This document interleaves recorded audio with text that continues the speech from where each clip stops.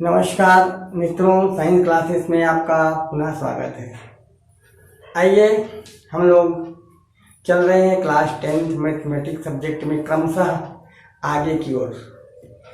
चलिए आज एक कदम और आगे बढ़ते हैं और चैप्टर 3 का ही सवाल हल करेंगे। जैसे मैंने कहा था पिछले समय कि आप नियमित रूप से हमारी वीडियो को देखिए और निश्चित ही आपको लाभ होगा। चलिए आज हम हल करेंगे प्रश्न। जैसे कोई कथ्य है, उस कथ्य को समीकरण बना करके हम उसका उत्तर प्राप्त कर सकते हैं। तो आज हम सवाल हल करेंगे, किसी कथ्य को समीकरण बना करके उसका उत्तर प्राप्त करना। एक प्रश्न है हमारे बीच, 2 अंकों वाली एक संख्या का 7 गुना।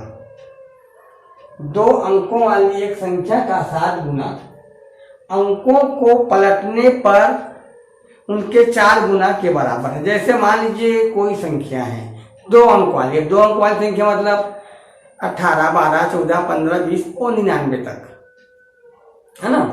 तो कोई 2 अंकों वाली संख्या का 7 गुना और उसको पलटने पर 4 गुने के बराबर हो जाते हैं। जैसे 2 अंकों की संख्या, उदाहरण के लिए मान लीजिए हमारे पास 12 है ना।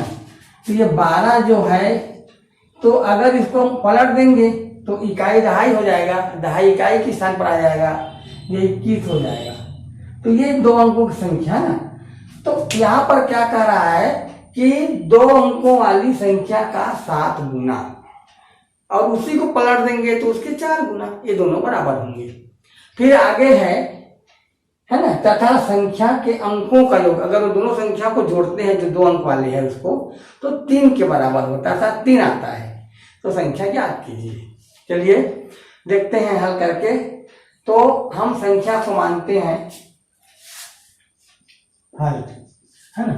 माना कि संख्या का इकाई अंक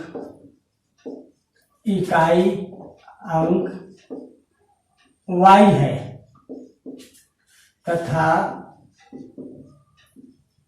दहाई अंक x है ना। चलिए इकाई अंक हमने y माना और दहाई को माना x। तो संख्या क्या होगा देखते हैं। संख्या बराबर हमारा हो जाएगा y धन x। देखिए ये इकाई हुआ और ये हुआ दहाई। परंतु हम लोग जानते हैं, पिछले कक्षाओं से पढ़ते आ रहे हैं कि इकाई का स्थानीय मान 1 होता है, दहाई का स्थानीय मान 10 होता है। इसलिए हम लोग ये इकाई का है, ये दहाई का स्थानीय मान 10 होता है, इसलिए यहाँ पर हमको 10 लिखना पड़ेगा। ये हो गया हमारा संख्या, है ना, 10 x धन y। अब ये तो हमारा पहली संख्या है। फिर अंकों को पलटने पर, मतलब इकाई को दहाई के स्थान पर और दहाई को स्थायी इकाई के स्थान पर लाते हैं तो क्या होता है। दूसरा है स्थिति अंकों को पलटने पर। अब अंकों को जब पलटते हैं, पहले हमारा इकाई क्या था, पहले हमारा इकाई y, तो अब हमारा इकाई क्या हो जाएगा x और दहाई हमारा हो जाएगा y। ये इकाई हो गया, दहाई होगा, हमने पलट दिया अंक को, और क्योंकि यहाँ पर स्थानीय मान के आधार पर ये 10y हो जाएगा, तो ये अंकों को पलटने पर हमारा 10y धन x हो गया। देखिए अब हमने जो पहला संख्या प्राप्त किया था वो हमारा था 10x धन y, और जो पलट दिए तो हमारा क्या हो गया 10y धन x। अब देखिए प्रश्न क्या कहता है। प्रश्न कहता है कि अंकों जो पहले हमने संख्या बनाया उसके 7 गुना और जो पलट दिया उसके 4 गुना के बराबर है। देखो प्रश्नानुसार क्या होता है, प्रश्नानुसार, है ना। पहली संख्या हमारा होगा, पहली संख्या जो बना, है ना, तो पहली संख्या का 7 गुना। अब ये दूसरी संख्या का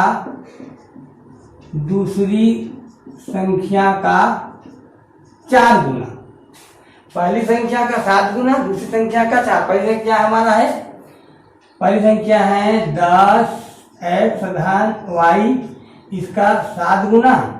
और दूसरी संख्या है हमारा 10y धन x, इसका 4 गुना। ये प्रश्न कहता है ना। अब हम इसको समीकरण का रूप देते हैं, आगे बढ़ते हैं। ये 7 जो है उसको अंदर प्रवेश करा देंगे, गुणा कर देंगे। 4 को भी अंदर गुणा कर देंगे। देखते हैं 10 सत्ते 70x धन 7y बराबर 40y धन 4x। अब यहाँ पर हम क्या है, पक्षांतर कर लेंगे 40y और 4x को। देखते हैं 70x ऋण 4x। ये 4x हमारा धनात्मक है, अभी राइट हैंड साइड में है, लेफ्ट हैंड साइड में ले जा रहे हैं, बायां ओर ले जा रहे हैं, बाई पक्ष की ओर। यह धनात्मक से ऋणात्मक हो गया। फिर यहाँ लिखेंगे 7y। हमारा 40y जो है उसको भी हम लोग लेफ्ट हैंड साइड में ले जाएंगे। ये हमारा हो जाएगा ऋण 40y बराबर ये 0 हो गया। अब देखते हैं 70x में 4x चला जाएगा तो हो जाएगा 66x और यहाँ पर धन 7y जो है ये हमारा 40y, 7y में 40y जाएगा, अर्थात यहाँ पर हमारे पास बचेगा ऋण 33y। ऋण 33y बराबर 0। अब देखिए हमको क्या मिला, 66x ऋण 33y बराबर 0। अब अगर हम देखें तो इसको और छोटा करने के लिए देखते हैं 66 और 33। यदि हम चाहें तो इसमें 33 को उभयनिष्ठ निकाल सकते हैं। क्यों निकाल सकते हैं? क्योंकि यदि 66 में हम 33 का भाग देंगे तो पूर्ण विभाजित हो जाएगा, है ना। इसलिए 33 को हम लोग उभयनिष्ठ निकालते हैं, यहाँ पर हो जाएगा 33। अब 33 66 में 33 का भाग देंगे तो 2 हो जाएगा, 2x ऋण 33 निकल जाएगा, ये हमारा y आएगा, बराबर हो जाएगा 0। अब 2x ऋण y बराबर 0 बटे 33।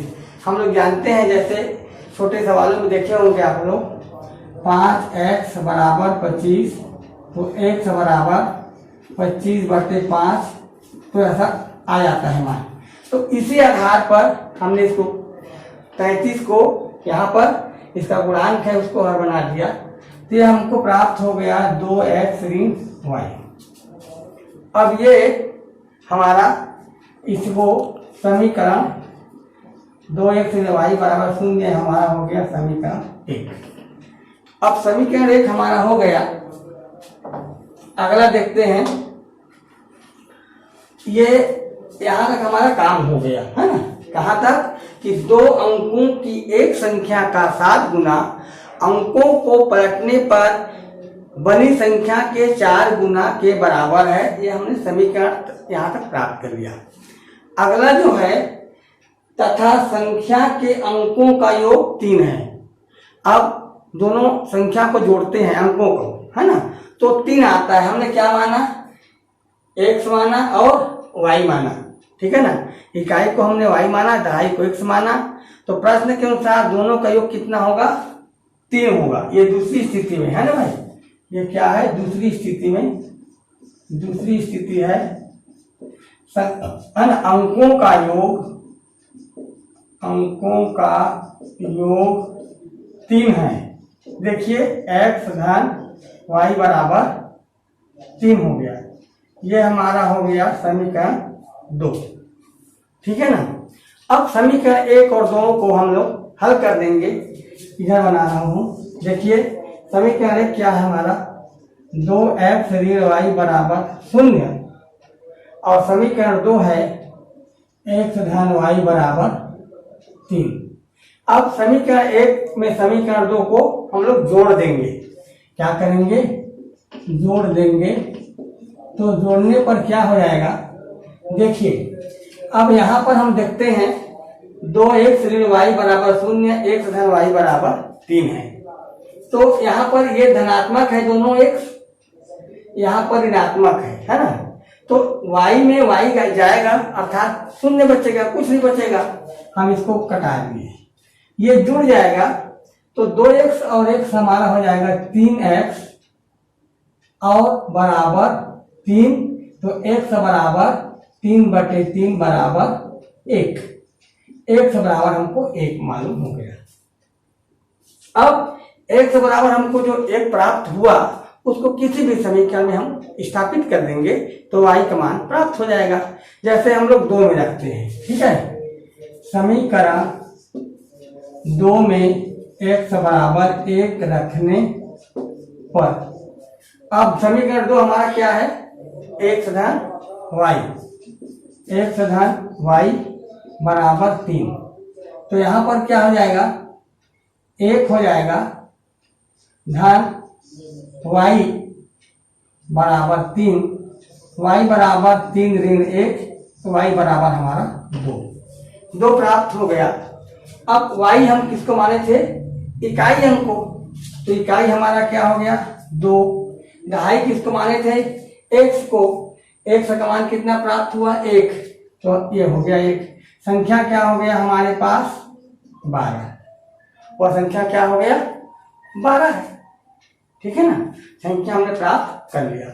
इस प्रकार से हम किसी भी तथ्य को जो दैनिक जीवन में हमारा उपयोग होता है, ऐसे किसी भी तथ्य को समीकरण के रूप में बना करके हम उसका हल प्राप्त कर सकते हैं। और मुझे लगता है कि निश्चित ही ये आपको सवाल समझ में आया होगा। और मैं चाहता हूँ कि आप हमारे चैनल पर बने रहिए, सब्सक्राइब कीजिए, लाइक कीजिए और सतत आगे बढ़िए। धन्यवाद।